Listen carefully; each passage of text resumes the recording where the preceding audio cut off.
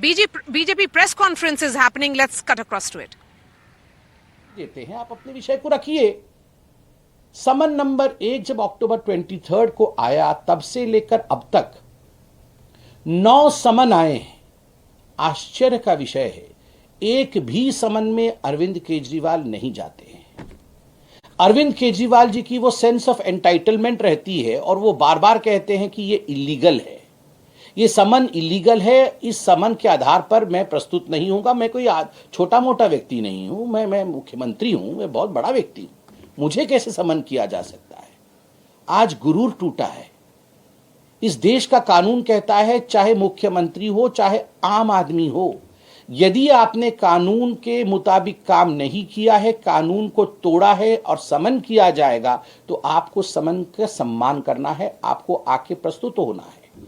अरविंद केजरीवाल नहीं आए। बीच में क्या हुआ आप देखिए। मनीष सिसोदिया और संजय सिंह, इन सारे विषयों को लेकर कई बार, ऐसा कोई कोर्ट हिंदुस्तान में बाकी नहीं है जिन कोर्ट में सुनवाई नहीं हुई इनकी बेल को लेकर और शराब घोटाले के विषय को लेकर। मुझे लगता है हम तो पॉलिटिकल पार्टी के प्रवक्ता हैं, हमारे ऊपर बायसनेस का आरोप लग सकता है कि चलिए आप बीजेपी से प्यार करते हैं, आम आदमी पार्टी आपकी ओपोनेंट है, आप तो बायस्ड बयान देंगे। But the courts are not biased. I have statements of the court in my hand. What does the court say in case of Sisodia's bail? Mr. Sisodia played the most important and vital role in the criminal conspiracy and had been deeply involved in formulation as well as implementation of the said policy to ensure achievement of objectives of the said criminal conspiracy. Court कहती है कि जो सिसोदिया साहब है, एक criminal conspiracy हुआ दिल्ली की जनता को लूटने का, और इस क्रिमिनल कॉन्स्पिरेसी में सिसोदिया साहब संलिप्त है। सिसोदिया साहब को बेल नहीं दिया जा सकता है और क्रिमिनल कॉन्स्पिरेसी में वो अक्यूज्ड है। आप सोचिए, ये दिल्ली की कोर्ट कहती है, ये छोटा विषय नहीं है। दिल्ली हाईकोर्ट क्या कहता है? दिल्ली हाईकोर्ट कहता है allegations are very serious in nature. जब बेल को रिजेक्ट किया गया और सारे तथ्यों को देखा गया, तथ्यों के आधार पर सुनवाई हुई, तो दिल्ली हाईकोर्ट ने बड़े स्पष्ट शब्दों में कहा, these allegations are very serious in nature. इतने सीरियस एलिगेशंस हैं और आम आदमी पार्टी नाटक नौटंकी करने में लगी है। Should there be an investigation, a fair investigation on allegations that are serious, और should there be high drama, high voltage drama on allegations that are serious? This is for the people of Delhi and this is for the people of the country to decide. Investigation महत्वपूर्ण है या drama महत्वपूर्ण है? जब allegations बहुत serious हैं, ये हिंदुस्तान के लिए सोचने का विषय है। केवल इतना ही नहीं, सर्वोच्च न्यायालय सुप्रीम कोर्ट में जब ये पूरा विषय जाता है, मनीष सिसोदिया जी के बेल का एक्साइज पॉलिसी के केस में संजीव खन्ना, जस्टिस संजीव खन्ना, उन्होंने बड़े स्पष्ट शब्दों में एक वाक्य कहा जो यहां मैं पढ़ना चाहूंगा और जो मुझे लगता है it was the main reason as to why the whole of country today knows the fact.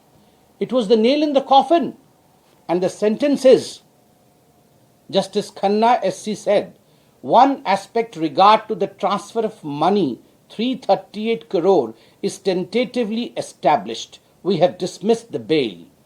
Bell को खारिज करते हुए मनीष सिसोदिया का सुप्रीम कोर्ट के जस्टिस खन्ना ने बड़े स्पष्ट शब्दों में कहा, एक मनी ट्रेल एस्टैब्लिश हुआ है और वह भी 338 करोड़ रुपया का मनी ट्रेल एस्टैब्लिश होता है। कहीं ना कहीं भ्रष्टाचार की बू यह सुप्रीम कोर्ट तक महसूस करती है और तभी मनीष सिसोदिया को बेल नहीं देती। जिस देश के सर्वोच्च न्यायालय ने मनी ट्रेल के बारे में बात किया, आप बताइए क्या वो व्यक्ति गिरफ्तार होना चाहिए या नहीं?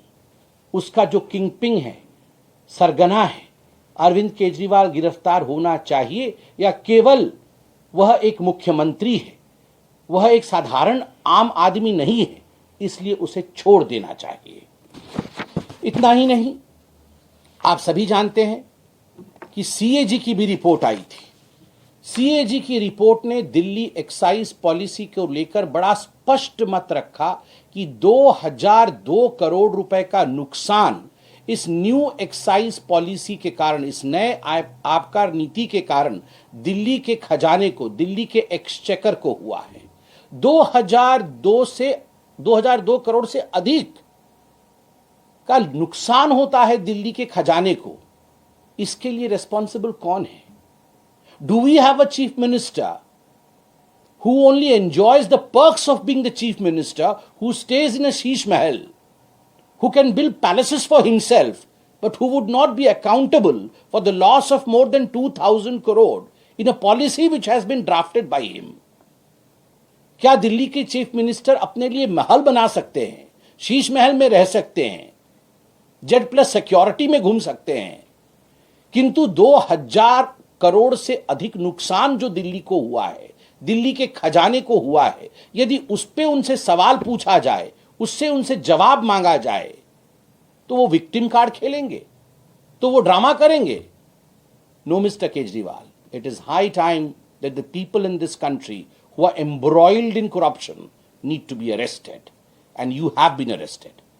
हाल फिलहाल में 2 दिन पहले जब के कविता को, जो बीआरएस पार्टी की हैं, उनको अरेस्ट किया गया, उनसे जांच पड़ताल किया गया, उनसे इंट्रोगेशन किया गया, पहली बार ईडी ने जो प्रेस रिलीज जो पब्लिक डोमेन में है उसे रखा।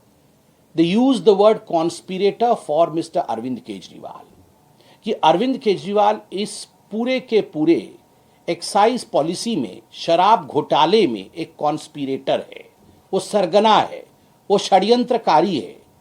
जो साउथ ग्रुप, जो कई कंपनियों का अमेलगमेशन है, ये जो साउथ ग्रुप के कविता की थी, किस प्रकार से बैकडोर लगभग 100 करोड़ रुपए उन्होंने अरविंद केजरीवाल और अरविंद केजरीवाल के मित्रों को दिया, इसका भी ट्रेल ईडी ने बखूबी एस्टैब्लिश किया है, जिसका जिक्र ईडी ने अपने प्रेस रिलीज में दिया है कि कौन सा वो व्यक्ति था, कहां से बैग उठाया गया, वो बैग कहां गया और उसमें कितने पैसे थे, ये सारी चीज पब्लिक डोमेन में है। तो स्वाभाविक रूप से इन सभी चीजों को देखते हुए कल दिल्ली हाईकोर्ट ने, जब 21 तारीख को दिल्ली हाईकोर्ट इमीडिएट रिलीफ के लिए अरविंद केजरीवाल गए थे, तो दिल्ली हाईकोर्ट ने जो कहा वो बहुत महत्वपूर्ण है। दिल्ली हाईकोर्ट ने कहा, we have heard both sides and we are not inclined at this stage to grant protection. The respondent is at liberty to file a reply. Protection के लिए मुझे गिरफ्तार न किया जाए, मैं खास हूं, मैं आम नहीं हूं, मैं गिरफ्तार नहीं हो सकता हूं। जब इस विषय को लेकर अरविंद केजरीवाल दिल्ली हाईकोर्ट गए, दिल्ली हाईकोर्ट ने स्पष्ट शब्दों में कह दिया, हम आपको प्रोटेक्शन नहीं दे सकते हैं। और तथ्यों को देखने के बाद कहा, जब देश की अदालत कहती है कि तथ्यों में फैक्ट्स है, फैक्ट्स तथ्य एक ही होते हैं, कागजों में फैक्ट्स है, तथ्य है, जो भी सबमिशन ईडी ने किया है उसको देखने के बाद तो आपको प्रोटेक्शन नहीं दिया जा सकता है। उसका अर्थ क्या होता है? उसका अर्थ होता है, अरविंद केजरीवाल जी, आपने प्रथम दृष्टया गलती की है, और अगर गलती की है तो देश का कानून जो मेरे लिए है, जो मेरे पत्रकार बंधु सामने बैठे हैं उनके लिए है, और जो व्यूअर्स हमें देख रहे हैं उनके लिए है, आम आदमी के लिए जो कानून है वही कानून मुख्यमंत्री के लिए भी है। मुझे बड़ा आश्चर्य हुआ, आज प्रेस कॉन्फ्रेंस करते समय बहन अतिशी ने कहा कि अरविंद केजरीवाल कोई साधारण व्यक्ति नहीं है, वो एक सिटिंग मुख्यमंत्री है, और एक सिटिंग मुख्यमंत्री ही नहीं, वो Z+ सिक्योरिटी पे चलने वाले व्यक्ति हैं। एक Z+ सिक्योरिटी पे चलने वाले व्यक्ति को गिरफ्तारी, उनकी गिरफ्तारी कैसे हो सकती है? उनको कैसे हम गिरफ्तार कर सकते हैं? मित्रों, याद करिए, ये वही व्यक्ति है, ये वही अरविंद केजरीवाल है जो एक ब्लू रंग की गाड़ी में आते थे और कहते थे, मैं सिक्योरिटी नहीं लूंगा, मैं बंगला नहीं लूंगा, बच्चों की कसम खाता हूं, सर की कसम खाता हूं, कांग्रेस के साथ साथ नहीं निभाऊंगा। और आज दुहाई दे रहे हैं, मैं तो Z+ वाला हूं, मेरी गिरफ्तारी कैसी हो सकती है? सिक्योरिटी नहीं लूंगा से Z+, घर नहीं लूंगा से शीश महल, बच्चों की कसम, कांग्रेस के साथ नहीं जाऊंगा। अभी सुनने में आ रहा है, शायद राहुल गांधी पहुंच ही रहे होंगे, अरविंद केजरीवाल जी के घर में, क्यों ना हो भला। द बेल क्लब में अरविंद केजरीवाल जी का भी स्वागत है, सब बेल पे बाहर हैं।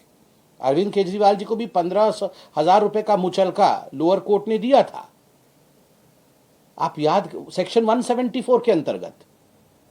मुझे बड़ा आश्चर्य होता है, यही वो अरविंद केजरीवाल है और यही वो कांग्रेस पार्टी है जो एक दूसरे को करप्ट कह रहे थे।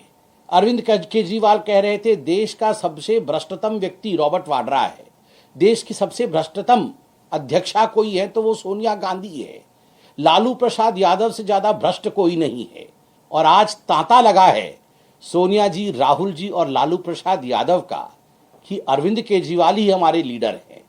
बिल्कुल सही कहा, he is the leader of the corrupts. Arvind Kejriwal ये जितने भी करप्ट लोग हैं उनके लीडर हैं, करप्ट्स के करप्ट हैं, भ्रष्टाचारियों में भ्रष्टाचारी है। तो इसमें किसी प्रकार का संशय नहीं है। मैं एक वीडियो लेके आया हूं, अभी राहुल गांधी भी पहुंच रहे होंगे मेरे ख्याल से केजरीवाल जी के घर पे, तो ये वीडियो जरा उनको दिखाइएगा। का घोटाला क्या है, शराब का लिकर स्कैम क्या है। लिकर स्कैम सीधे सीधे अब ये एस्टैब्लिश हो गया है कि कम से कम 100 करोड़ की रिश्वत ली गई, कम से कम 100 करोड़ की रिश्वत। और उसके अंदर फेस टाइम के ऊपर केजरीवाल से बिजनेसमैन से बात कराई गई और बिजनेसमैन से बात कराने के बाद होलसेल डीलर्स को, जो प्राइवेट होलसेल डीलर्स हैं, उनको 12% कमीशन 5% से बढ़ा करके 12% कमीशन ये करी गई। और उसके अंदर शर्त ये रखी गई कि 6% किकबैक आम आदमी पार्टी और केजरीवाल को दिया जाएगा। और मनी ट्रेल भी एस्टैब्लिश हो गया है कि वो पैसा 100 करोड़ रुपए गोवा के इलेक्शंस के अंदर आप पार्टी ने इस्तेमाल किया और कांग्रेस के खिलाफ में किया, क्योंकि जो वोट वहां पर उनको मिले वो कांग्रेस के खिलाफ में मिले। तो केजरीवाल ने कांग्रेस को हराने के लिए, कांग्रेस को नुकसान पहुंचाने के लिए केजरीवाल ने 100 करोड़ का स्कैम किया है। और इनको कोई नैतिक अधिकार, केजरीवाल और इनके मंत्रियों को, जो जिनका नाम इसमें है, चाहे वो मनीष सिसोदिया, चाहे सत्येंद्र जैन को, इनको कोई नैतिक अधिकार नहीं है कि अपनी कुर्सी पे एक सेकंड भी और रह जाए। आप सोचिए, यही कांग्रेस पार्टी जो पानी पी पी के आम आदमी पार्टी को कोस रही थी, प्रेस कॉन्फ्रेंस कर रही थी कि मिनिमम 100 करोड़ का स्कैम है, न जाने और कितना बड़ा स्कैम होगा। आज यही सारे नेता आम आदमी पार्टी के साथ खड़े हैं। क्यों खड़े हैं? क्योंकि इन सब की नैया डूब रही है। लोकतंत्र में जब जनता जनार्दन सच्चाई जान जाती है और जब वो आपके नैया को डुबोने लगती है, तब मरता क्या नहीं करता वाली परिस्थिति होती है। सारे भ्रष्टाचारी, आप देखिएगा, ये सारे भ्रष्टाचारी इकट्ठे होने वाले हैं और वो जो फेमस सीन है, एक दूसरे के हाथ उठा करके खड़े होने वाले हैं। वो 2G वाले, जीजाजी वाले, अब ये लिकर स्कैम वाले, जितने भ्रष्टाचारी हैं वो सारे भ्रष्टाचारी। So the BJP, realizing fully well that they are facing this charge from a united opposition of misuse of agencies and no level playing field, and that's the reason why they're going all out to counter what has been the charge by Aam Aadmi Party in particular.